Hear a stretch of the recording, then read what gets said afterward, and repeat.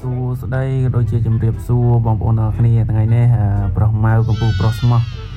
បានណាត់គ្នាទៅហូបបាយជុំគ្នាជាមួយនឹងមិត្តចាស់កាលពី2014-15នៅស្គាល់គ្នាក៏បានមកឡើងនៅភ្នំពេញអ្នកខ្លះក៏គាត់ជាមន្ត្រីរាជការអ្នកខ្លះក៏ធ្វើការងារឯកជនផ្សេងហើយខ្ញុំណាខាងសំណង់ហើយ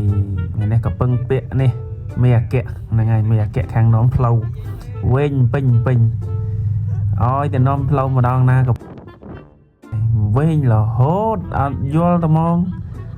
ហើយសំខាន់គេថាព្រៃថានេះផ្លូវតាមហ្នឹងឯងសោះផ្លូវអាចគេដែរតែវិញរហូតទៅវគ្គណាក៏វិញវគ្គណាក៏រំរោផ្លូវឃើញហ្នឹង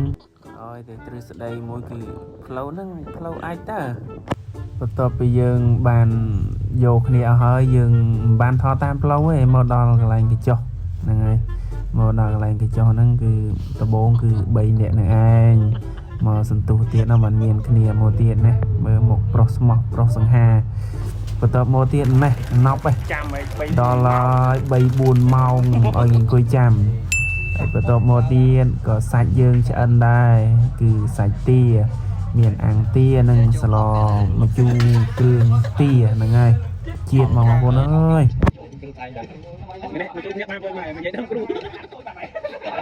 ដូចបងប្អូនបានលឺអញ្ចឹងមកជុំគ្នាមិត្តភក្តិហ្នឹងមកជុំគ្នាមិនដឹងថាបាបមិនដឹងថាបុណ្យមិនដឹងថាយ៉ាងណាទេបើមកនាំគ្នាអង្គុយចេះតែនាំគ្នាគិតនឹកឃើញរឿងអតីតកាលដែលបានកន្លងផុតទៅណាអ្នកខ្លះក៏និយាយដើមគ្រូទៅអ្នកខ្លះក៏និយាយដើមសង្សារចាស់ទៅអើយវេទនាយ៉ាងនេះតែមែនតើទៅយើង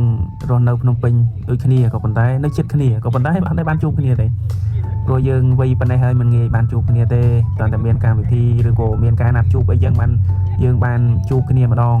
ព្រោះយើងមានកាតព្វកិច្ចមានភារកិច្ចរៀងខ្លួនដូចអ្នកខ្លះក៏គាត់ដូចខ្ញុំនិយាយបានខាងដើមចឹងណា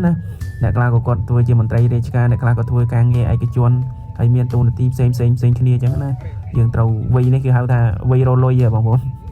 តែមិនដែលសោះលុយទេហើយការណាត់ជួបនេះក៏ពិសេសវិសាលដែរគឺបានចែករំលែកគ្នានៅបទពិសោធន៍ផ្សេងដែលបានធ្លាប់ជួបធ្លាប់អីចឹងអញ្ចឹងមានអ្នកខ្លះក៏គាត់ធ្លាប់ជួបរឿងដែលសប្បាយតែមែនតើទៅជីវិតមនុស្សយើងវាតែងតែមានហើយមានទាំងសប្បាយមានទាំងកើតទុក្ខមានទាំងស្មោះមានទាំងសាវ៉ានិយាយទៅវាគ្រប់រសជាតិហ្មងបងប្អូនដូចជាសាច់ទាអញ្ចឹងដាក់ទៅឃើញដល់ទៀតចង់ហៀទឹកមាត់ឯណាបងប្អូននេះឆ្ងាញ់មែនណាបងប្អូនហ្នឹងហើយអរគុណដល់បងប្អូនមេអគ្គដែរដែលគាត់បានរៀបចំកម្មវិធីនេះឡើងពេលនេះយើងជួបគ្នាតិចទេប៉ុន្តែនៅវគ្គក្រោយយើងអាចនឹងជុំគ្នាទាំងអស់គ្នាដោយសារមិត្តភក្តិផ្សេងទៀតគាត់ក៏មានរវល់ដែរដូរមកវិញមុននៅមក